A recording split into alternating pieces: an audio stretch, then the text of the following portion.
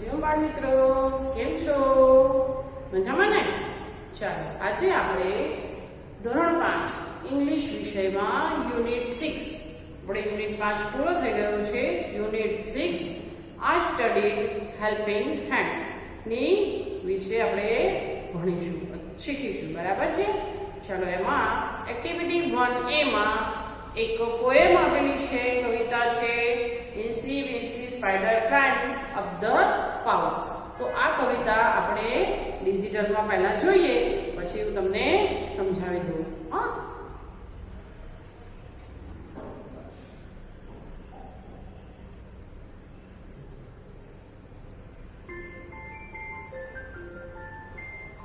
I study helping hands. Incy Wincy Spider. Children, do you remember the story of a hare and a tortoise? In which the tortoise does not lose hope and makes efforts to reach its goal, and finally he wins the race. Similarly, today we shall read about such a spider that does not lose hope and try again and again to reach its goal. Come, let us enjoy this rhyme. Incy Wincy Spider climbed up the spout. Down came the rain and washed the spider out. Out came the sun and dried up all the rain. Incy Wincy Spider climbed up the spout again. Wow! Finally, the spider succeeds in climbing up the spout. Similar to the spider, we should also try again and again until we succeed.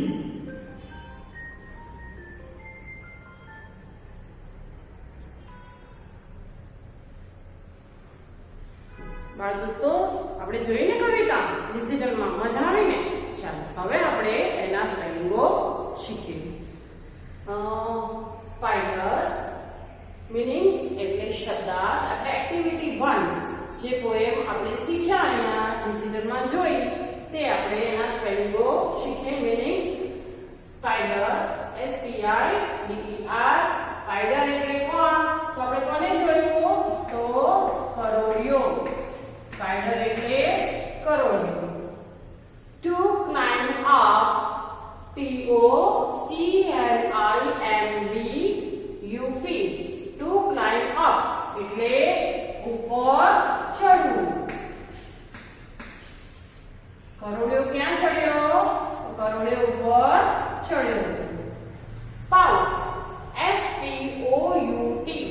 Spout. Spout એટલે નાળચું. જે pipe હતી ને એને spout કહેવાય, એટલે કે નાળચું.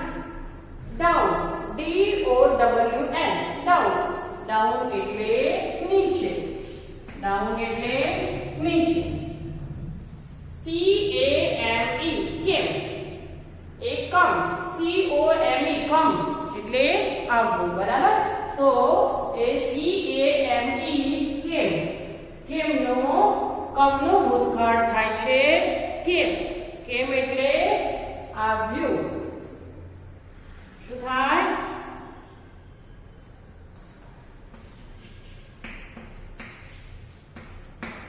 ચાલો. RAIN. રેન. રેન એટલે વરસાદ. રેન એટલે વરસાદ. To was out. TOWASS. To was out. OUT. TOWASS. OUT.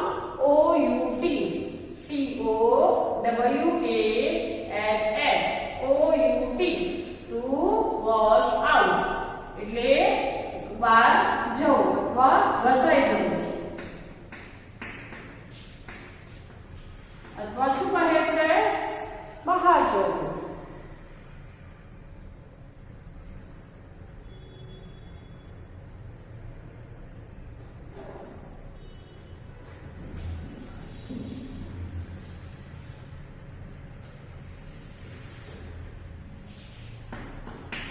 ધોઈ નાખવું અથવા વહાવી દેવું.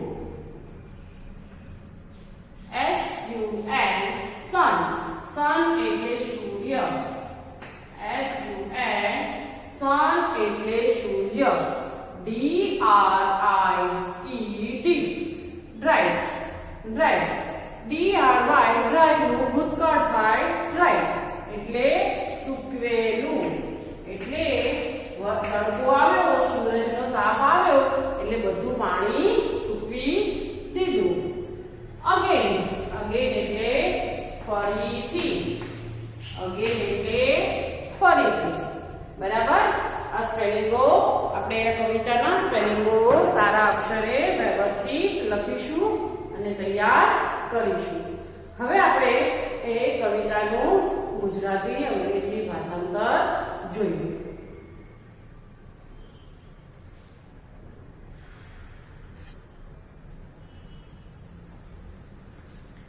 ચલો બાળ મિત્રો, હવે આપણે જોઈશું એક્ટિવિટી 1 નું અંગ્રેજી જે પોએમ આપી છે એટલે કે કવિતા આપી છે તે અને તેનું ભાષાંતર ગુજરાતીમાં કરીએ. બરાબર છે. Incy spider climbed up the spout. Spider એટલે આપણે સ્પેલિંગ લખ્યું તો સ્પાઈડર એટલે શું થાય? કરોડિયું. સ્પાઉટ એટલે નાળચું. ક્લાઇમ્બ અપ એટલે ઉપર ચડ્યું. તો આપણે શું લખીશું? તો લખીશું નાનકડો કરોડિયો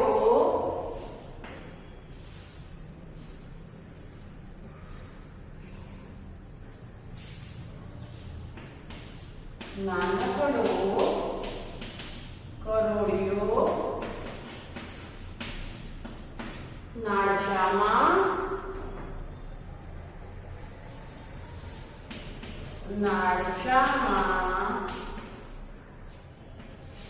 ઉપર ચડ્યો.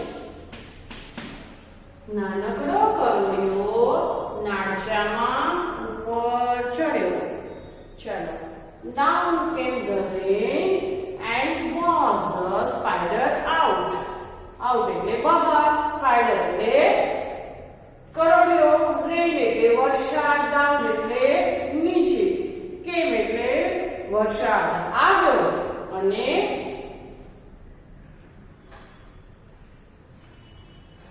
વરસાદ આવ્યો અને કરોડિયાને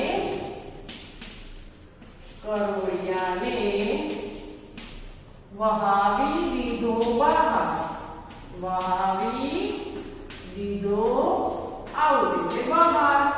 તેને બહાર વહાવી દીધો એટલે પાણી જેમ નીચે આવ્યું તેમ એ કરોડિયો પણ એની સાથે નીચે આવી ગયો. Out came the sun and dried up all the rain. sun એટલે સૂર્ય, came એટલે આવ્યો, dried એટલે સૂકવેલું, rain એટલે વરસાદ. શું થયું? તો વરસાદ ન આવ્યો એટલે કે બહાર આવ્યો સૂર્ય. Out came the sun એટલે બહાર આવ્યો સૂર્ય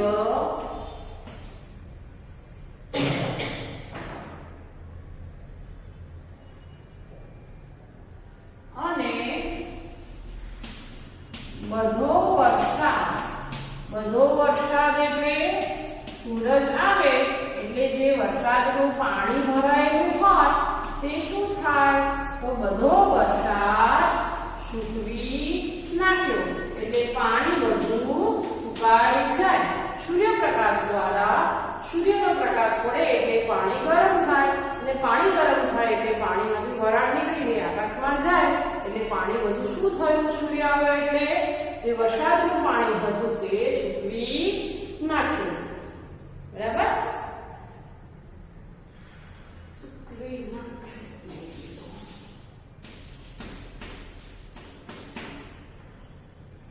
Incy spider climbed up the spout again.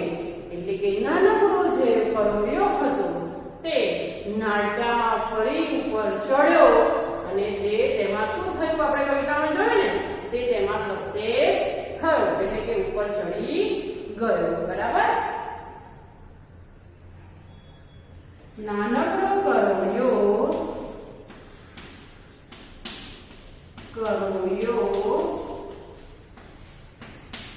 નાળચામાં ફરી ઉપર ચડ્યો. તે સક્સેસ ગયો કે ન ગયો? તો તે સક્સેસ થઈ ગયો. બરાબર. એટલે તે ઉપર પ્રયત્ન કર્યો તો તે ઉપર ચડ્યો. એટલે એવી જ રીતના આપણે પણ શું કરીએ છીએ, પરીક્ષામાં માર્ક્સ સારા ના આવે તો આપણે વાંચતા નથી, વાંચીએ નહીં તો આપણે આવડે નહીં. એટલે આપણે શું કરવું જોઈએ, તો આપણે વારંવાર મહેનત કરવી જોઈએ, વધારે મહેનત કરવી જોઈએ, વધારે વાર વાંચવું જોઈએ, વધારે વારંવાર લેખન કાર્ય કરવું જોઈએ. એટલે દરેક પ્રવૃત્તિમાં આપણે પણ આગળ નીકળી શકીએ અને સક્સેસ થઈ શકીએ. ગમે તેવું થાય આપણે તેમાંથી હારવું જોઈએ નહીં. આ કવિતામાંથી આપણે આવું શીખીએ કે ભાઈ એક નાનકડો કરોળિયો છે તે પણ ઉપર ચડે છે, પાણીમાંથી બહાર વહી જાય છે વરસાદના પાણીમાંથી, છતાંય તે ફરીથી ઉપર ચડે છે અને તે સક્સેસ થાય છે એટલે કે તે ઉપર ચડી જાય છે. તો આમાંથી આપણે શું શીખવા મળે કે આપણે કોઈ પણ પરિસ્થિતિમાં ડરીને બેસી જવું જોઈએ નહીં. આપણે ફરીથી પ્રયત્ન કરવાથી આપણે પણ સારું મેળવી શકીએ છીએ. બરાબર. તો આ કવિતા અને તેનું ગુજરાતી ભાષાંતર આપણે નોટમાં સારા અક્ષરે લખી નાખીશું.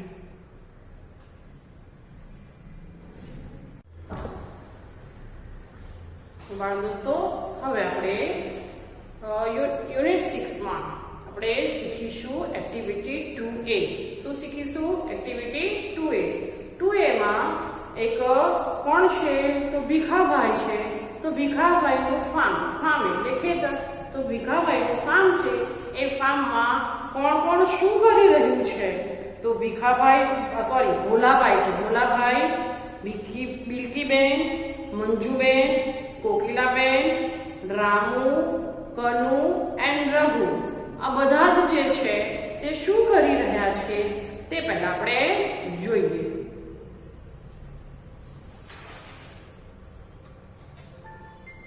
I studied helping hands. Today at Bhola Bhai's farm. Let us visit the Bhola Bhai's farm and see the different activities happening here by the different people. See, Bhola Bhai is putting rice in the jute bag. Bilki Ben is cleaning the rice. And Manju Ben is feeding the chickens. Look, Raghu is plowing the field. And there, Janki is taking the sheep to the jungle. Kokila Ben is milking the cow. What is Ramu doing? Oh, Ramu is picking mangoes. And here, Kanu is taking coconuts in the camel cart. These people are indulged in their activities.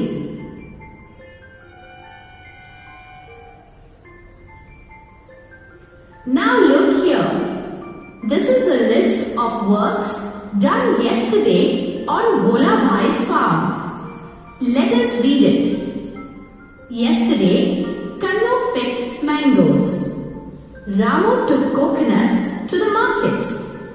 Manju Ben and Bhola Bhai put rice in the jute bag. Kokila Ben milked the cow. Bilki Ben fed the chickens. Yesterday, Janki plowed the field. Raghu took the sheep to the jungle. જોઈ બાળ મિત્રો, activity 2B. આપણે પહેલા માહિતી શીખ્યા કે ભોલાભાઈના ખેતરમાં કોણ છે અને તે શું કરે છે. તો એક્ટિવિટી 2 માં આપણે જોઈએ તો એક્ટિવિટી 2 માં શું લખ્યું છે કે ભોળાભાઈના ખેતરે ગઈકાલે કોણે શું કામ કર્યું તે વિશેની માહિતી છે. તો આપણે જોઈએ અહીંયા તો યસ્ટરડે કનુ પીક મેંગોઝ એટલે કે શું કરે છે તો કનુ મેંગોઝ એટલે કેરીને ઉતારે છે. Ramu took coconuts to the market એટલે કે રામુ છે તે નાળિયેરને લઈને ગાડામાં લઈ અને તે જાય છે. Manjuben and Bholabhai put rice in the jute bag એટલે કે મંજુબેન શું કરી રહ્યા છે તો ક્લીનિંગ ધ રાઈસ એટલે કે તે ચોખાને સાફ કરી રહ્યા છે અને સાથે સાથે જૂટ બેગ એટલે કે જે ચોખા ભરવાની બેગ આવે ને જૂટ બેગ કહેવાય છે. તો એ જૂટ બેગ એટલે કે બેગમાં ભોલાભાઈ અને મંજુબેન ભરી રહ્યા છે.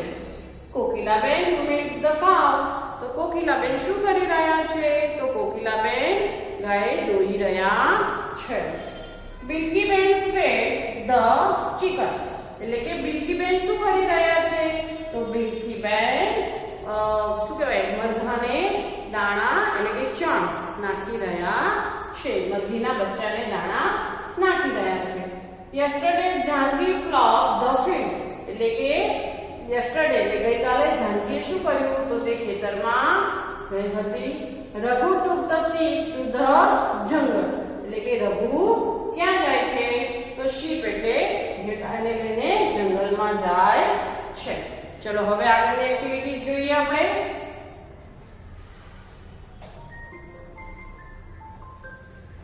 Now, let us write down the work done by the people at Bhola Bhai's farm yesterday and today in the given table. Name: yesterday. Today: Raghu. Yesterday: took the sheep to the jungle. Today: plowing the field. Kanu. Yesterday: picked mangoes. Today: taking coconuts in the camel cart. Manju Ben. Yesterday: put rice in the jute bags. Today: feeding the chickens. Bhola Bhai. Yesterday: put rice in the jute bags. Today: putting rice in the jute bags. Kokila Ben. Yesterday: milked the cow. Today: milking the cow. Bilki Ben. Yesterday: fed the chickens. Today: cleaning the rice. Ramu. Yesterday: took coconuts in the camel cart. Today: picking mangoes. Janki. Yesterday: plowed the field. Today: taking sheep to the jungle.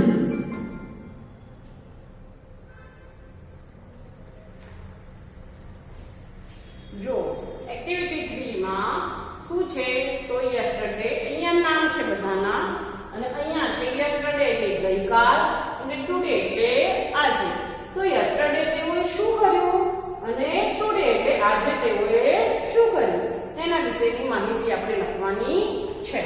તો રઘુ છે તો yesterday એટલે ગઈકાલે શું કર્યું હતું took the sheep to the jungle એટલે કે શીપને લઈને એટલે કે ઘેટા બકરાને લઈને તે ક્યાં ગયો હતો તો તે જંગલમાં ગયો હતો. આજે શું કરે છે તો પ્લોવિંગ ધ ફિલ્ડ એટલે કે આજે તે શું કરે છે તો આજે તે ખેતર ખેડે છે.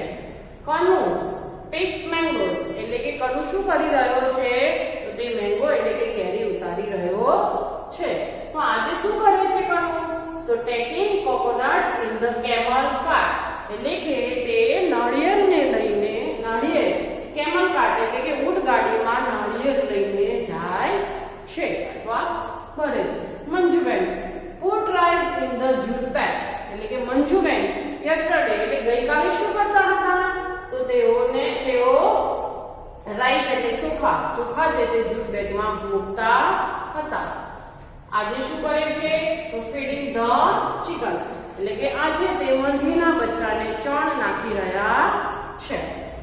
Bholabhai put rice in the jute bags and today શું કરે છે તો putting rice in the jute bags એટલે કે ભોલાભાઈ ગઈકાલે શું કરતા હતા તો તેઓ જૂટ બેગમાં ચોખા ભરી રહ્યા હતા અને આજે પણ તેઓ આજે શું કરે છે તો putting rice in the jute bags એટલે કે આજે તેઓ ચોખા જૂટ બેગમાં ભરી રહ્યા છે. પુટિંગ એટલે ક્રિયા ચાલુ છે. આજે પુટિંગ એટલે જે ક્રિયા ચાલુ હોય તે એટલે કે એ પુટિંગ લખ્યું છે તો તેઓ જૂટ બેગમાં શું કરી રહ્યા છે તો ચોખા મૂકી રહ્યા છે. બરાબર. કોકિલા બેન તો યસ્ટરડે શું કરે છે મિલ્ક ધ કાઉ એટલે શું કરે છે તે કાવ એટલે ગાય દોઈ રહ્યા છે અને આજે દોઈ કેમ છે અને અહીંયા ટુડે મિલ્કિંગ ધ કાઉ એટલે કે તેઓ આજે દૂધ દોઈ રહ્યા છે. આમાં દૂધ દોયું હતું આમાં દૂધ દોઈ રહ્યા છે. બિલ્કી બેન ફેડ ધ ચિકન્સ એટલે કે બિલ્કી બેન છે તે શું કરતા હતા તો ચિકન એટલે કે મુર્ગીના બચ્ચાને દાણા નાખતા હતા. આજે તેઓ શું કરે છે તો ક્લીનિંગ ધ રાઈસ એટલે કે ચોખા સાફ કરે છે. Ramu took coconuts in the camel cart તો રામુ યસ્ટરડે એટલે ગઈકાલે શું કરી રહ્યા હતા તો તેઓ નાળિયેરને ઊંટ ગાડીમાં ભરતા હતા એટલે લઈ જતા હતા અને આજે શું કરે છે picking mangoes એટલે કે કેરીઓ તોડે છે. જાનકી ક્લબ ધ ફિલ્ડ એટલે કે ગઈકાલ યસ્ટરડે એટલે ગઈકાલે શું કરતી હતી તો ખેતરમાં વાવી રહ્યા હતા એટલે શું કરે છે packing ship to the jungle એટલે આજે તે અને શું કરે છે જંગલમાં લઈ જાય છે. બરાબર.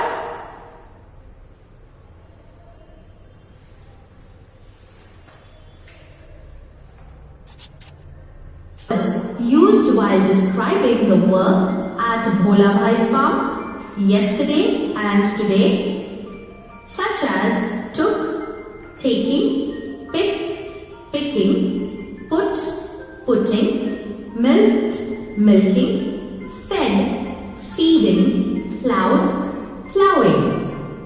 These words are called verbs. The verbs that are used for yesterday are called past form of verbs.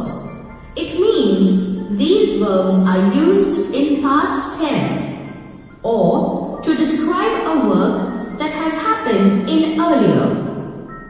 The verbs that are used for today are called present form of verbs. It means these verbs are used in present tense or to describe a work that is happening in current time.